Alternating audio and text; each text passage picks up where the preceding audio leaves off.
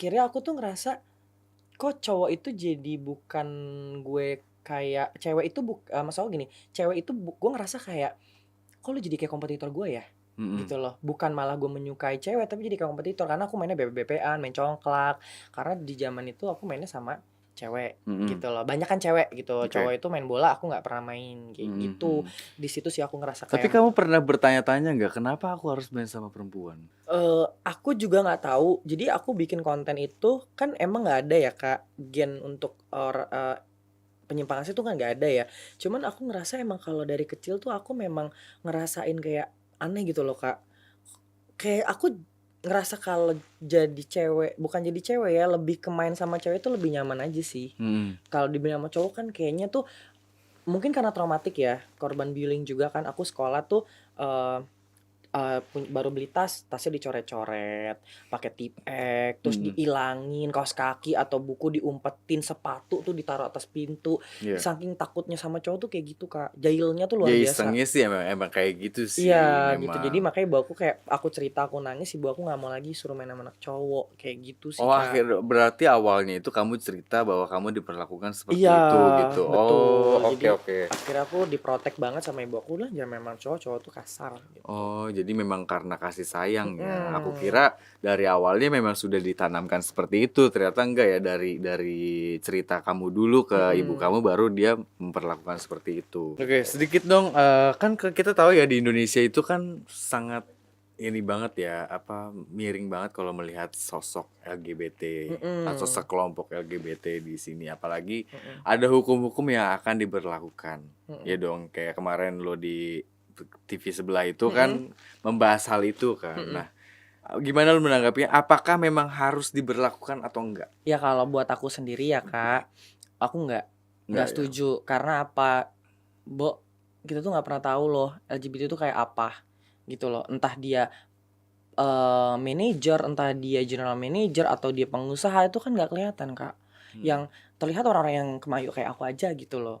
Jadi apa apa yang mau dihukum gitu loh. Apa yang mau dipenjarain Apa yang mau gitu ya? dipenjarain, kecuali kalau memang dia mencabuli, itu pasti. Mhm. Kayak misalkan, dia menjadi pedofil ya, merusak anak-anak kecil gitu kan, atau misalkan dia setelah melakukan hubungan itu membunuh atau dengan hal yang kriminal, itu baru gitu loh, memang harus ditindaklanjuti. Tapi kan kalau untuk masalah LGBT alasannya apa? Gitu loh, Kak. Kadang lu nggak pernah tahu ya, kayak kenapa juga gue bisa kayak gini gitu nggak sih? Iya, jadi gue juga nggak tahu loh kenapa gue diciptain kayak gini gitu loh. Dan gue kenapa speak up juga kan butuh mental yang kuat dong, Kak. Yes. Gue pasti banyak loh yang ngehujat gue, yang ngehajar gue, tapi ya gue sekarang cuma lillah aja. Semoga orang nonton ini kan penilaiannya beda-beda. Mhm. Kalau yang menerima baik alhamdulillah termotivasi karena dia mengalami sama seperti gue, kalau yang enggak ya, lu nggak usah ngehujat karena kita nggak pernah tahu kan, mana tahu entar lu ngehujat tiba-tiba anak lu atau diri lu sendiri jadi penyimpangan seksual, Kebalik sendiri gitu ngeri kan, kan. heeh. Jadi kita berdoa aja sama-sama. Menurut lu nih, yang paling pantas tuh gimana sih mensosialisasikan orang-orang ini gitu? Ini, kemarin gue dipanggil kan di salah satu Mhm. podcast besar gitu. Iya. Gue nggak banyak bicara karena di sana, eee, gini loh, ngapain kita bikin undang-undang? Kenapa kita nggak bikin edukasi? Mmm. Orang yang nggak tahu, biar tahu tentang LGBT dan sekarang gimana caranya penyembuhan dan pemulihannya. Iya. Gitu loh, Kak, daripada lu pusing-pusing ngebayangin ngomong harus dipenjara gini-gini, buat apa men? Kalau aku sendiri nih, aku lebih baik, ya udah yuk kita sama-sama warga negara Indonesia, karena kita negara Indonesia kan yang sangat, mayoritas Islam gitu, ya udah kita coba mengedukasi dulu. Kan kita harus tahu dong cerita orang, kasusnya kan beda-beda. Mhm. Jangan langsung kita judge dengan religi, jangan gitu. Tapi kita edukasi dulu, "Oh pengalaman aku jadi LGBT kayak gini kayak gini kayak gini," gitu loh. Jadi orang yang curhat aja kan nggak berani ke siapa-siapa. Iya. Akhirnya ketika ketemu konten aku, ya teleponannya sama aku. Ya aku jelasin ya, menurut aku nih, orang yang nggak tahu mungkin yang tinggalnya di desa, mungkin yang, dia nggak paham sama LGBT, kita kasih tahu dulu, LGBT itu sebenarnya apa sih? Orientasi seks, gitu Mhm. loh. Jadi kita edukasi dulu dan kalau yang misalkan sudah kena penyakit bahkan atau yang misalkan sudah mengalami, kita kasih tahu bagaimana caranya, mungkin entar ada pelatihan NLP gratis, Iya. mungkin dari pemerintah, terus kayak, kan soalnya masalahnya itu depend on person kan Kak, hidup itu pilihan. Yang penting kita sudah mengedukasi, kita udah kasih arahan, tinggal ke orangnya. gitu Pilihannya loh. gimana Pilihannya mau gitu ya. gimana ya, karena hidup itu banyak warna, Kak, Iya gitu ya. loh. Nah, latar belakang yang paling sering terjadi sehingga dia menjadi sosok seperti itu apa sih? Banyak faktor, Nah, salah satunya kenyamanan, gitu loh, rata-rata kenyamanan.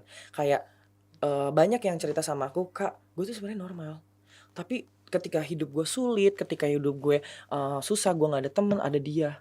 Dan mmm, gue nggak kepikiran tentang seksnya, tapi tiba-tiba dia ada selalu sama gue dan gue nyaman di situ. Ada juga kayak, eee, maaf-maaf kayak misalkan dia open BO misalkan karena kebutuhan uang ekonomi, gitu, heeh, ekonomi, mmm, dari situ. Ada juga kayak kalau dibilang korban pencabulan, enggak juga sih, Kak. Kalau dianya berpikir, "Gue pernah dicabulin dulu," misalkan, "Sekarang gue udah gedenya, gue harus memperbaiki diri gue, harus tidak seperti itu." Itu kan kembali ke orang juga, tapi kalau aku sendiri ketika aku jadi korban pencabulan, ya akhirnya aku juga besarnya malah, "Kok mmm, malah enak ya?" Kayak gitu, heeh heeh. penyimpangan seksual itu, gitu. Masih ada 2 kemungkinan 2 berarti ya? kemungkinan, Oke, tapi yang lebih lebih, otentiknya sih adalah kayak orang itu sebenarnya, denial, Kak. Gue sering nemuin orang denial. Kayak, "Kok gue bisa kayak gini ya? Kok bisa gue suka sama dia ya?" Gitu. mmm, Itu denial gitu. Nah, itu biasanya rata-rata cowok-cowok yang broken heart, sakit hati, terus ada temennya cowok yang ngedeketin atau ternyata ada kayak orang yang punya nggak kayak gue yang ngondek ya, mungkin dia kayak laki banget, terus temannya juga laki, tapi dia perhatiannya full lebih. Dan dia kayak bikin nyaman, itu bisa ketarik gitu loh. oke. Jadi banyak sih sebenarnya. Banyak faktor ya? Faktor ada yang bukan melalui dari seks, ada yang melalui dari seks, kayak gitu. Oke, Ini yang nyata banget sih, ini real banget ya. Mhm, Aku kan begini kan, mmm, gitu. Jadi aku tuh nggak pernah, kalau kan teman aku kan LGBT semua kan, mhm, aku nggak pernah ngajakin dia ibadah, nggak pernah ngajakin dia sholat segala macam gini. Jangan pernah kita mengasih ini, apa ya, ngasih ngasih sesuatu hal kebaikan ataupun kayak, "Heh, lu tuh nggak boleh, ini dosa gini gini gini gini," sama orang yang lapar. Tapi mmm, kita kasih makan dulu, iya maksudnya dong, kasih makan tuh kayak, ya udah aku, kalau lagi ngumpul aku sholat depan dia, ngaji mmm. depan mereka, terus kayak, "Ih, lu kan bencong gini, ih, cowok lu mana sih gini-gini." Nggak ada, gitu. Gue tuh lagi berjuang untuk, bertahan hidup gimana cara dapetin rupiah hari-harian, gue lapar, gue makan, gue bisa bayar utang, gue bisa, "Lu Mmm, lupa udah enak syukur deh sama Allah punya kerjaan. Nih gue yang luntang-lantung tapi gue bersyukur, malah mmm, rezekinya ada," mhm gitu. mhm mhm, Dari situ akhirnya kayak, "Kok lu bisa survive sih dari LGBT? Gimana sih?" Oh, kalau dari LGBT gitu. mhm mhm, Ya udah yang penting gini, setidaknya walaupun kita nggak bisa ngerubah orientasi seksual kita, mmm. setidaknya kita berbuat baik sama diri kita dan kita memperbaiki diri kita pelan-pelan. Tapi Ricky Manga udah declare belum kalau Ricky udah keluar dari LGBT gitu? Kalau itu nggak akan pernah hilang, kok. Akan pernah hilang? Orientasi seksual itu nggak pernah hilang. Ibaratnya gini loh, nasi goreng, nasi goreng nih Mmm, sama kuitiau. LGBT ini kita ibaratkan kuitiau, mmm, ya. Ini kuitiau nih ya. Dia itu udah suka kuitiau dari dulu. mmm, Nah, disuruh cobain nasi goreng. Ada beberapa yang mau, mmm, tapi udah nih makan nasi goreng dia doyan. mmm, Dia pasti akan tetap kangen sama namanya kuitiau. Berarti dia apa mainnya? Menahan hawa nafsu dia agar nggak makan kuitiau. mmm, Jadi di sini konsepnya LGBT itu menahan hawa nafsu gitu loh kok. Kalau untuk hilang nggak ada karena ini, menurut aku bukan penyakit, ini adalah mmm, orientasi seksual mmm. gitu. Jadi kembali ke orangnya lagi, kekuatan kekuatan nafsunya dia Itu seperti nggak itu. perlu bantuan psikiater atau psikolog Nggak gitu? perlu, Nggak perlu? nggak perlu, malah bahkan ada yang curhat sama aku sampai dia udah umroh, Mmm, sampai Hajar Aswad tuh dipegang sama dia, disentuh sampai, "Ya Allah kenapa gini-gini," sampai nangisnya ke aku kayak, "Gue kok nggak bisa berubah gini gini gini." mmm, Gini loh, lu yakin sama Allah, belum finish lu udah lelah. mmm. Sama kayak aku yang bilang tadi, dulu Iya kan aku iya iya, bilang, aku karena udah lelah sama Allah ngejar ilmu hitam kan, mmm, ngejar setan. Apa mmm, yang aku dapat? Untung gak dikasih mati hari itu, mmm, gitu loh. Tapi aku berpikir, oh ternyata ya udah kita lillah aja dulu sama Allah. Ntar Allah akan nurunin mmm, sesuatu kebaikan itu atau mengabulkan doa kita dengan waktu yang pas. mmm, Jadi sekarang nih di 2022 ini aku tuh tenang, relax, happy, enjoy mmm, karena nggak munafik sama Allah, mmm. gitu loh. Lu pasrah ya? Pasrah, punya duit berapa aja ikhlas. Mmm, Tiba-tiba kan nggak ada uang, ada abang ngeling aku, ada mmm, kerjaan, tiba-tiba udah nggak lila, udah nggak mau syuting, mmm, ada kerja di hotel, malah bahkan punya mhm. achievement. Mungkin kadang-kadang gini kali ya, kita ngaku muslim, tapi kita nggak tahu artinya muslim itu apa sih? Betul. Artinya muslim kan orang yang berislam. Terus Ya, artinya Islam itu apa? yes, Ya kan? Islam selain damai, selamat, juga patuh, taat, tunduk. betul. Setiap orang yang lahir, itu kan dia sebenarnya kan fitrahnya udah muslim. Mm, orang yang hanya bisa tunduk. Kalau misalnya bayi sampai balik kan mereka ngikutin insting lah. Kalau bayi ngikutin insting. Iya. Tapi begitu balik kan dia udah bisa mikir kan mana yang benernya. Iya. Kita yang sudah bisa mikir, kita tahu Islam itu apa. Ya sudah. Sebenarnya kalau kita pegang Islamnya terus nih, kita pegang kenceng nih. Harusnya nggak pernah khawatir harusnya. Betul. Nggak akan pernah. Dulu ya, gua kontraktor. Heeh. Namanya kontraktor tahu dong, kalau kita lagi ada proyek nih, udah mikirin nih, habis ini proyek apa gitu. Semenjak gue mualaf sebagai seorang muslim, nggak pernah gue mikirin proyek. Proyek yang nyariin gue. Mualaf. Iya. Berarti abang dulunya sebenarnya bukan Islam. Mantan kafir gue. Masya Allah, berarti kita sama ya, kafirin ya. Masya Allah, bener-bener kita berarti cocok loh ya, thank you loh. Ini bener-bener kosannya loh. Cocok banget loh, luar biasa loh. Karena aku kafirun banget dulu. Bener deh, sholat nggak mau. Orang kafir cocok. Enggak, karena gini loh Beb, gue malu sama mu'alaf. Jadi gini loh, mu'alaf gila-gilaan ngejar Islam sampai dia mencari ilmunya Islam. Lah kita Islam, ngejarnya mentuhankan manusia. Emang lu pikir kerja di hotel? Lu lebih mentingin apa? Mentingin Tuhan itu tamu kan? Sholatnya ditinggalin. Dan gue gak mau, gue kayak ya udah lebih baik gue sholat on time, gue dapat kerjaan mah takut banget lu gak ada duit. Kalau gue gitu, daripada lu ngejar nuhanin manusia, lu ninggalin sholat, padahal yang ngasih rezeki itu Allah. Itu tuh semua kerjaan itu cuma diperantarain buat rezekinya. Gitu. Jadi buat gue kayak sekarang nggak peduli ya gitu. Bener. Kita mantan kafiran emang. Gue kafir banget, gak mau sholat, gak mau ibadah, ewi-ewi mulu, maksiat mulu, malbora, ngedrugs. Tapi itu semua kayak jadi pengalaman indah sih. Masya Allah, bang, gue speechless lah beneran. Serius. Lah gimana? Wow. Belum mau kasih tahu ya? Oke pemirsa, sekarang saya jadi hostnya itu gimana? Coba jelaskan deh. Lah, Itu sangat menarik. ini kayak kemarin nih jadinya nih. Ini sangat menarik pemirsa. Kita sedang bertemu dengan seorang mu'alaf yang Ini kayak kemarin nih. Bosnya ketuker nih. banget ini. Makanya jangan salah undang gitu. Kadang kalau sama cewek nih, kenapa cewek-cewek pada baper sama gue? Kadang aku kayak, sayang kamu di mana? Udah makan belum? Iya. Gitu. Makan Jadi gue dong. sosok laki gitu kan. Bilang dong, makan dong, ntar mati dong kalau nggak makan. Yaudah, nanti aku jemput ya. Jadi semua cewek tuh baper, padahal makan Eka bento de chicken. Jadi kadang aku kayak, aduh, sampai aku tuh punya cewek, gak mau aku putusin loh. Gara-gara kayak, kan gini loh, niatnya gue kan gue gak mau jahat ya sama pewong ya, Bo, gitu kan. Pewong apa sih? Perempuan. Oh perempuan. Pewong tuh perempuan. Perasaan pewong. gua ketinggalan zaman banget gua. Jadi gini, kalau laki-laki kan biasanya kan dia kan nggak pakai hati. Pakai apa Makanya dong? pakai otak dia, Pakai Bo. otak, Gitu iya. loh. Kalau kita kan perempuan ya, Beb. Pakai hati. Jadi gue mikir, gue nggak mau zalim sama perempuan gitu. Jadi akhirnya ember. Jadi akhirnya gue bilang sama cewek gue gitu, gue nggak bisa ngapa-ngapain dia juga, maksudnya nggak gue ajak jalan, gue bisa gini karena gue nggak suka ya kan, aku nggak suka. Jadi ya udah gue bilang, udahlah, gue jujur aja gitu. Siapa tahu dengan gue jujur, dia mau mutusin gue gitu. Aku bilang, yang sorry ya kita putus. Karena aku mau jujur nih, iya kenapa gitu. Jadi gue pacaran 2 tahun, tapi ketemunya setahun 2 kali. Hah? Gila Masa kan? begitu? LDR aku bilangnya ala-ala sakit jantung lah, aku bilangnya ala kuliah lah, ya aku nggak boleh capek lah gitu-gitu lah ya. Itu nyata demi Allah sumpah. Terus akhirnya dia nggak terima. Akhirnya gini, ya aku mau jujur nih sebenarnya reasonnya alasannya apa? Aku itu adalah aku gay. Aku itu homo. Emang dia nggak percaya. Dia bilang, aduh kamu mah jangan bohong. Kamu tuh gay homo tuh cuman palingan cuma ngebohong-bohongin aku doang biar kelihatannya kebencong-bencongan. Aku tuh tahu kamu tuh banyak ceweknya. Sampai aku gini, ya Allah gue tunjukin aja sih gue. Aku tuh beneran bencong. Aku suka sama laki, please deh ngertiin aku. Gue sampai kayak gitu capek nunjukin asli gue. Terus dia nggak mau, katanya enggak, aku nggak percaya. Ya udah kalau emang kamu homo, kalau kamu bencong katanya gitu. Udah aku pengen bikin kamu tobat. Hey, lu pikir emang gak suka sama pewong kalau maksa-maksa? Lu pikir gue minyak kayu putih? Minyak kayu putih. Awas Banyak kejang perut lo. amit-amit. Awas kejang lo. Ntar kontraksi lah gitu. Jangan kontraksi di sini ya, Bu. Itu nyata, Bo. Lu mulai merasakan lu itu belok itu kapan?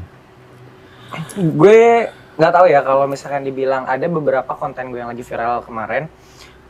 Gue emang nggak masukin di 5 poin. Jadi banyak yang 1 poin itu mereka bilang katanya bawaan lahir.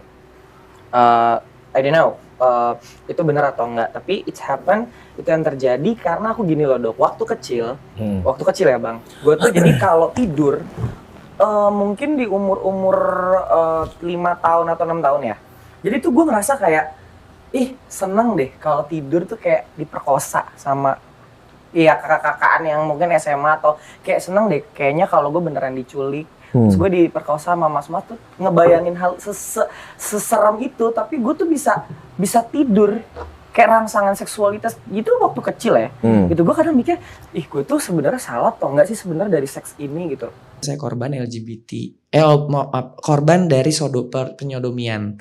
Jadi waktu kecil umur sekitar 6 SD saya itu disodomi oleh orang yang berumur sekitar 25 tahun. Jadi pedofil ya. Jadi jadi waktu zaman dulu tuh ada mainan yang laser-laseran gitu, lampu laser itu harganya mungkin 20 ribuan dan saya nggak mampu beli, dan diimingi oleh orang tersebut dengan caranya, kamu mau nggak ini tapi diajakin berenang gitu. Akhirnya dari diajakin berenang tuh dibikin, karena saya memang sudah punya karakter menyukai ya dok seorang laki-laki, jadi dibikin untuk menyukai dan akhirnya saya disodomi di hari itu, di waktu itu gitu. Akhirnya tinggalnya di mana?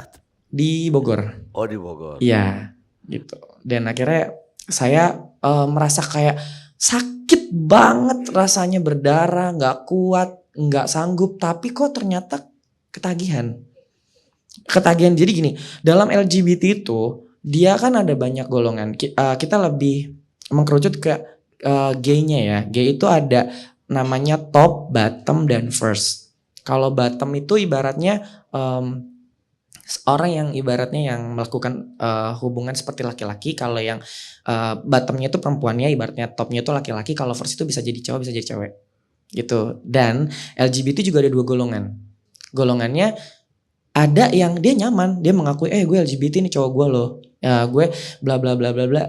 Ada LGBT yang ya Allah kenapa ya hamba kayak gini, gimana cara keluarnya gitu. Nah mungkin saya salah satu golongan yang dimana orang tua saya religinya ya sangat bagus, dan saya juga mikir ya Allah saya harus seperti apa gitu.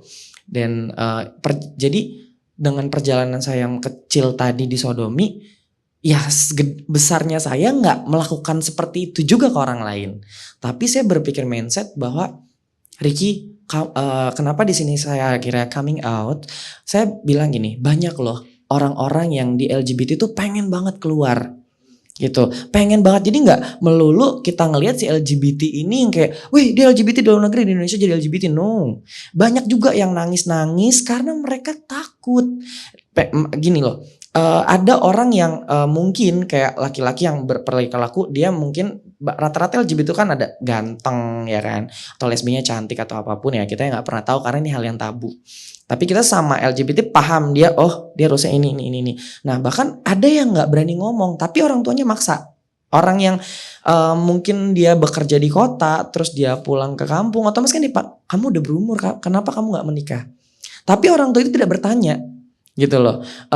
Yang dituntut udah nikah gitu. Makanya saya coming out di sosmed, saya mengedukasi about LGBT. Karena banyak banget yang DM saya, banyak banget yang nanya sama saya setelah saya coming out itu, postingan-postingan itu yang mereka, Kak gimana ya, saya nggak bisa cerita nih ke siapapun. Padahal peranan orang tua itu sangat penting.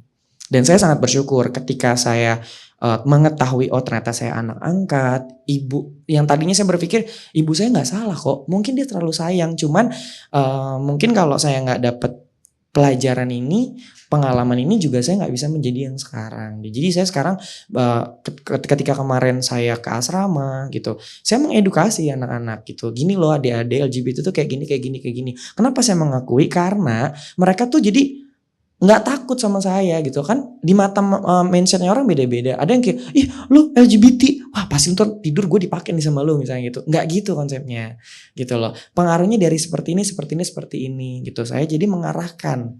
Karena banyak orang-orang yang nggak tahu tentang LGBT. Dan saya bersyukurnya adalah dari ketika dengan kejujuran itu sangat luar biasa gitu. Ada fans saya yang dari Lampung, akhirnya dia telepon saya, terus dia memberikan jalan keluar. Karena LGBT itu pasti akan bertanya di konten saya pasti gini, Kak gimana caranya keluar dari LGBT? Itu pertanyaan yang pasti relate banget. Ya saya bilang ke dia, gini loh, kamu sama aja nanya Tuhan itu di mana. Caranya adalah kamu itu secara tidak langsung dengan saya coming out seperti ini, kamu lihat perjalanan saya, kamu ketemu saya itu bukan kebetulan tapi rezeki Allah. Ini loh, saya ketemu sama kayak waktu kemarin saya di Lampung ketemu sama Kak Hasan.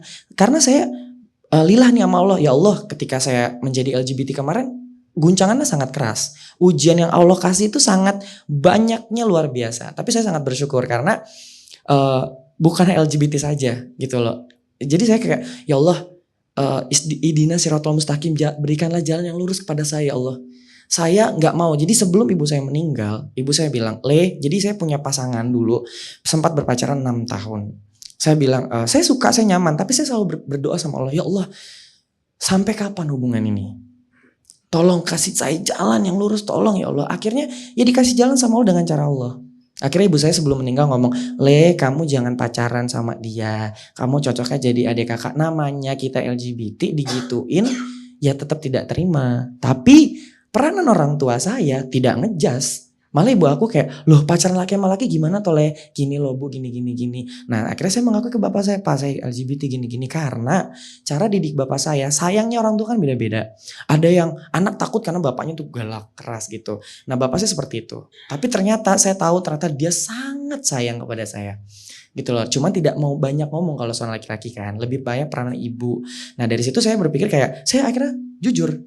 Pak maaf ya aku gay, karena pasangan saya juga tinggal di rumah gitu. Tapi bersyukurnya saya dengan wilayah lingkungan saya tidak menjas hal yang tidak baik gitu. Malah pas ketika ibu saya bilang, pokoknya kamu jangan berhubungan lagi sama laki-laki. Itu benar banget. Dan ibu selalu mendoakan yang baik buat kamu. Kamu yakin pasti kamu bisa nikah sama perempuan. Ibu yakin kamu bakal dipertemukan sama orang-orang baik. Jadi pas ibu saya meninggal itu benar. Ternyata Allah memberikan hidayah ke saya tuh dengan saya diberikan masalah banyak sama Allah. Saya putus dengan beliau, saya terima. Itu jalannya Allah gitu. Dan akhirnya saya dipertemukan sama fans itu kayak gini loh kak caranya keluar dari LGBT. Dia sangat banget empati banget ya ke saya gitu. Bukan simpati aja malah yang empati. Akhirnya aku ketemu sama Kak Hasan di Lampung. Saya ke Lampung selama di bulan Ramadan tahun lalu. Itu di 2021. Saya pelatihan namanya NLP, New Life Program, dan saya juga dibantu untuk ruqyah, dan saya menjalani step by stepnya, dan akhirnya saya berpikir oh iya, dan saya ketemu sama Ustadz Ahilman juga di Bogor, saya ikutin tuh lembaga ACT, aksi cepat tanggap gitu, saya mencoba hal-hal yang positif gitu, karena kan LGBT itu kan depend on person. Kembali lagi ke manusianya, dia mau berubah atau dia mau tetap stay. Jadi menurut aku tidak perlu kita menghakimi. Sama seperti penyakit HIV/AIDS. Penyakit HIV/AIDS itu penyakitnya kan yang harus kita hindari. Tapi orangnya tetap kita harus sayangi, kita harus lindungi, bahkan kita edukasi. Kayak gitu sih. Dan makanya pas yang bikin saya makin yakin itu adalah saya punya masalah. Karena saya kan aktor saya sebagai model androgini. Yang dimana posisinya saya menjadi terlihat tampan, terlihat cantik, saya cantik. Tapi ini dunia entertain. Bukan di pekerjaan saya, tapi di penyimpangan seks saya gitu loh. Di kepribadian saya yang saya mau berubah menjadi lebih baik gitu. Jadi saya berpikir bahwa karena aku public figure, kenapa aku gak men-share hal-hal yang baik? Karena aku ketemu sama Gus aku, Kiai aku, bahkan bener-bener dipertemukan sama orang-orang baik. Dokter Dinda, ketemu dokter dengan Pak Ustadz, itu Masya Allah luar biasa. Dan saya bisa mengedukasi teman-teman, gini loh LGBT. Cara perjalanan hijrah saya tuh seperti ini, mungkin bisa jadi contoh. Dan yang makin saya yakin adalah ketika saya kerja di dunia entertain, saya punya hutang sama bos saya 2 miliar. Dan Masya Allahnya tuh di saat gimana ya, bos saya itu melaporkan saya ke polisi. Dan akhirnya saya datang dengan, saya cerita sama Gus, saya gini. Kamu meminta maaf lah dengan bos kamu, insya Allah pasti akan jalan akan dibuka. Bener banget. 2000 puasa lebaran kemarin 2022 malam takbir aku ketemu sama bos aku dan dipeluk. Dan akhirnya rumah saya harus saya serahkan ke bos saya dan pencabutan kepolisian itu diserahkan ke saya. Saya cuma berpikir, ya Allah terima kasih banget. Hidayah yang kau berikan banyak. Dan bos saya malah bilang, Ricky kamu tuh cocok di entertain. Karena ini terjadi di dalam doa ibu saya. Kenapa saya beruntung? Bukan karena saya orang baik. Saya berusaha untuk menjadi be good unconditionally. Kita berbuat baik tanpa batas. Ibu saya selalu mengajarkan harus siapapun kita harus menghargai orang lain, harus berbuat baik. Berarti yang saya dapat keberuntungan saat ini mungkin kebaikan-kebaikan ibu saya dulu, doa-doa ibu saya dulu saya bisa menjadi sekarang gitu. Dan saya makanya sekarang yakin gitu loh. Oh, berarti saya harus yakin utang 2 miliar aja di dunia ini yang tadinya saya mau bunuh diri di 2021. Saya stres banget. Malah ini cerita yang sangat lucu sih. Saya mau bunuh diri nih. Tiba-tiba teman LGBT saya bilang, "Ki, saya udah stres banget nih." "Kenapa, Kak?" "Aduh, pacar aku pengen nikah karena dituntut sama orang tuanya." Ya aku langsung bilang, "Kak, gini. Kakak tuh harus bersyukur. Pasangan kakak mau nikah, kakak yang ragatin, kakak yang ngasih kerjaan, dan kakak juga yang support untuk semuanya. Allah itu bisa membolak-balikan hati manusia kapanpun." Aku bilang, "Kakak harus percaya sama Allah," gitu loh. Akhirnya dia bilang, "Tapi aku gak kuat." Jadi ini bener-bener rahasia secret banget dan ini terjadi. Jadi aku bilang, pas di hari ijab kabulnya, "Kak, kakak jangan nangis ya ketika pasangan kakak nanti ijab kabul." "Iya Ki." Pokoknya kita jadi lirik-lirikan nih pas ijab kabul. Aku dari sana gini, "Udah diam, jangan nangis." Pas udah mau di resepsi ke belakang dia langsung peluk aku. "Ki, makasih untuk semua." Dan setelah sebulan yang akan datang saya ke tempatnya dia, "Alhamdulillah Ki. Gimana? Senang kan pasangan kakak udah menikah dengan dapat seorang istri? Kakak sendiri gimana?" Gitu. Akhirnya dia bilang, "Saya pengen nikah juga deh Ki kayaknya." Aku seneng, alhamdulillah ya Allah. Dan ada yang lebih menarik lagi, ketika saya share about kepribadian saya di sosmed gitu. Itu fans saya bilang, "Kak, gue tuh ngefans banget sama lu." Gitu. Kenapa? Karena dengan kejujuran yang lu bilang, edukasi yang lu kasih, akhirnya gue jujur sama sama istri aku katanya. Aku bilang, tapi emang aku gak bilang ke mertua atau ke orang tua. Tapi aku bilang, "Aku LGBT, kamu mau nerima aku gak?" "Mau." Dan alhamdulillah sekarang punya anak. Aku mikir akunya aja masih ragu-ragu kemarin. Tapi Allah memberikan keyakinan aku dari si utang 2 miliar. 2 miliar aja aku dilunasin. Berarti Allah, ya aku yakin Allah pasti memberikan kebahagiaan buat aku. Makanya ketemu di sini ketemu dokter.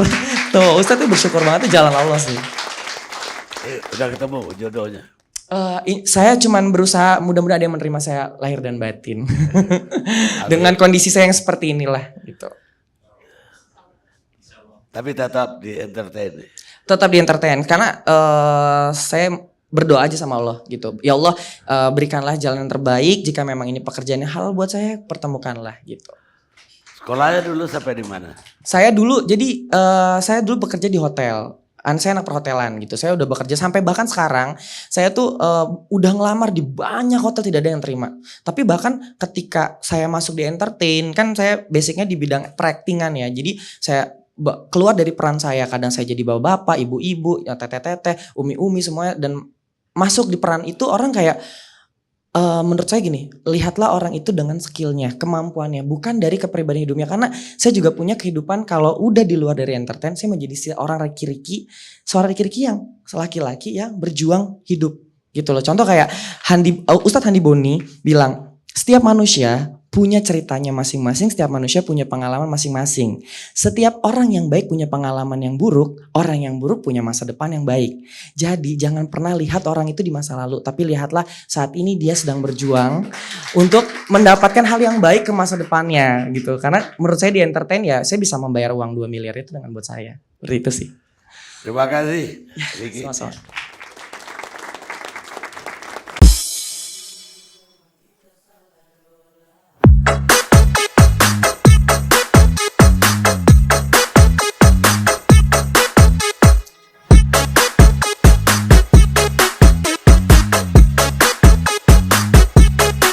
Apapun itu, kalau memang betul secara akademis memang risetnya ada bahwa ini secara sosial, ya tentu saja kita harusnya membuka ruang juga untuk merangkul mereka kembali. Ya kalau ada yang berharap ini bisa kembali ya bagus, tapi kalau paling tidak, kalaupun tidak, kita membantu mereka agar apa? Ada faktor kesehatan yang perlu juga kita bantu.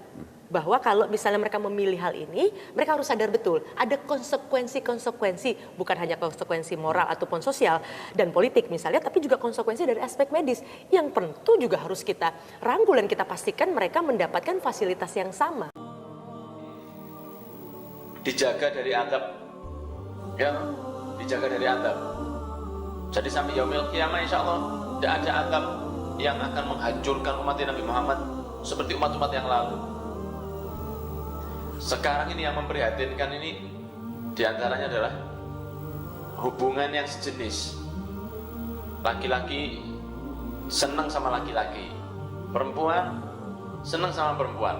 Padahal ayam itu tidak senang ayam laki, tidak senang ayam laki, senang ayam perempuan. Kambing laki senangnya kambing perempuan, tidak ada. Kambing laki senang kambing laki, itu tidak ada. Ya ini yang katanya Allah, kal an'am bal hum adall, seperti binatang ternak tapi lebih parah. Sampai ada aplikasi di HP khusus orang yang senang sejenis, yang menggunakan aplikasinya itu lebih dari 5 juta orang. 5 juta orang. Padahal zamannya Nabi Lut yang orang yang sejenis senang itu tidak lebih dari 100 orang. Diazab oleh Allah Subhanahu wa taala. Umatnya Nabi Muhammad sekarang, katakanlah dari aplikasi itu saja sedunia ini sudah lebih dari 5 juta orang. Tapi tidak ada azab. Tidak ada azab kan? Turun azab yang memusnahkan, tidak. Padahal yang melakukan hubungan katakanlah sekarang LGBT itu lebih banyak jauh dibanding umatnya Nabi Nuh, umatnya Nabi Lut. Tapi kok selamat? Kok tidak ada azab yang seperti dahulu? Barokah Nabi Muhammad SAW masih ditunggu oleh Allah, tidak diadab dulu, ditunggu oleh Allah. Siapa tahu mau bertobat kepada Allah Subhanahu wa taala. Jadi aplikasinya itu lebih dari 5 juta orang yang download. Lah masa orang normal akan diam-diam mau download meneng-meneng? Ya lebih baik download game atau yang lain. Saking bahaya nih sekarang ini. Innalillahi wa inna ilaihi rajiun. Tapi barokah Nabi Muhammad SAW, azab itu tidak turun dulu, ditahan dulu oleh Allah Subhanahu wa taala. Ini satu keistimewaan yang diberikan untuk umatnya Nabi Muhammad SAW yang tercatat di dalam kitab ini. Sudah kita baca hampir sudah 10 tahun sekarang. Kitab ini kita baca 10 tahun, belum hatam Mas ya. Saking luasnya kasih sayang Allah kepada umatnya Nabi Muhammad SAW. Jadi ya kita minta hidayat, dan untuk anak kita, dan untuk keluarga kita, dan untuk mereka semua, nggak apa-apa. Karena juga ada yang muslim itu, ada sebagian dari orang yang senang sejenis itu orangnya adalah orang muslim. Ada yang muslim walaupun tidak banyak, tapi ada. Perempuan maaf cakap paling cepat menstruasi 9 tahun. Laki-laki karena faktor makanan, karena faktor pergaulan, karena faktor tontonan, maka ini tanggung jawab kita. Kira-kira mana yang lebih besar tanggung jawabnya? Emak saya terhadap saya, atau emak-emak sekarang terhadap anak-anaknya? Ibu-ibu sekarang tanggung jawab lebih besar. Maka anak ini bawa ke masjid, surau langgar musola, tamat nanti dia SD masukkan pesantren. Sekarang kontrol, masuk ke kamarnya, tengok tontonannya, tengok bacaannya. HP-nya hanya boleh buka jam sekian. Kau dari jam sekian sampai sekian belajar, HP tak boleh. HP simpan. Iya mak, buka pintu, tengok dia sedang belajar. Buka pintu belajar. Rupanya HP digantungnya pakai tali. Asal mak datang naik ke atas. Ada orang ngirim videonya ke saya. Ibu dapat juga. Sama senasib kita. Hai, assalamualaikum saudaraku. Terima kasih banyak sudah bertanya mewakili teman-teman yang mungkin merasakannya. Jadi sebenarnya yang pertama, kita harus yakin dulu bahwa hal seperti itu adalah haram. Maka kalau haram berarti Tuhan melarangnya dan agama melarangnya. Jikalau kita sudah sadar bahwa Tuhan melarangnya, maka yang paling penting untuk kita lakukan adalah menumbuhkan rasa takut kita kepada Tuhan. Gak semua yang kita inginkan itu bisa kita lakukan. Sebenarnya sama aja, misalnya laki-laki normal melihat perempuan di luar, mereka ingin melakukannya, tapi karena takut sama Tuhan mereka tidak melakukannya. Sama dengan teman-teman yang LGBT misalnya, mereka setiap melihat laki-laki rasa ingin kepada laki-laki tersebut, gak bisa mengontrol diri. Tapi karena mereka takut sama Tuhan, mereka tidak akan pernah melakukannya. Jadi tingkatkan rasa takut sama Tuhan, insya Allah itu akan membantu. Semangat dan jangan membenci pelaku LGBT, bencilah kelakuannya.